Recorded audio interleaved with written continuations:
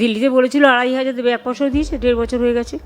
বিহারে যে ভাতা দেবে বলেছিল, প্লিজ দয়া করে আপনাকে আমি অবশ্য সকলের কাছ থেকে পেয়েছি একটা ভিডিও, তাতে বিহারে ভাতার পরের দিন তো গিয়ে বুলডোজার চালিয়েছে, আর মহিলাদের গিয়ে বলছে ফেরত দাও, ওয়াপাস দাও, ফেরত দাও।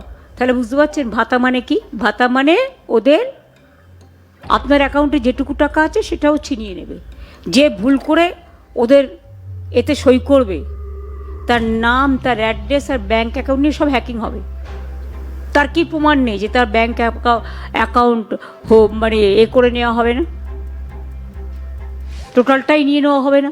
সুতরাং এটা টোটালটাই মানুষকে বিভ্রান্ত করার জন্য ভোটের আগে একটা অপপ্রচার। তা নাহলে অর্থমন্ত্রীর এই দশা, ওদের যদি বেহাল দশা না হয়, অর্থমন্ত্রী এসে কখনো কার্ড ডিস্ট্রিবিউশন করতে পারে? বাজেটে করলেন না কেন? আমাদের লক্ষ্মীর ভাতা যে টাকা আমরা বাড়ালাম, 500 ছিল আগে, তারপর হলো 1000, 1500, 1700, আমরা তো বাজেটে করে দিলাম। বাজেট অ্যালোকেশন হয়েছে। ইয়েস, বাজেট অ্যালোকেশন করে ফেব্রুয়ারিতে বলে দিয়েছি। মাতৃশক্তি কাট করেছে, যুবশক্তি কাট করছে, কিছু নাই। ওগুলো হচ্ছে এজেন্সি শিখিয়ে দিচ্ছে, তাই কিছু ফর্ম নিয়ে মানুষের বাড়িতে গিয়ে ভাওতা দিচ্ছে।